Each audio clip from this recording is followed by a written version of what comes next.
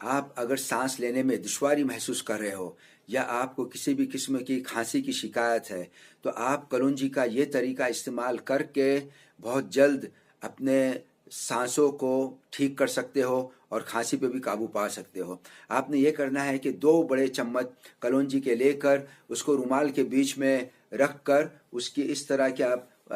पोटली बनाए, यहाँ पर उसे रबर बैंड चढ़ाए, धागे से बांधे और उसके बाद आपने इसे 5 से 7 सेकंड के लिए अपने हाथों से उसे क्रश करना है। क्रश करने के बाद इस तरह उसे अपने मुंह पर रखकर आहिस्ते आहिस्ते आपने सांस लेना है। सांसों को जितनी देर हो सके आप रोक लें, उसके बाद धीरे धीरे सांस को नाक के जरिए छोड़ें। आप इस अमल को दिन में 3 से 5 दफ़ा करोगे तो आप इंशाअल्लाह बहुत जल्द महसूस करोगे कि आपकी सांसें वापस नॉर्मल हो रही है और आपकी खांसी पे भी काफ़ी असर पड़ चुका है।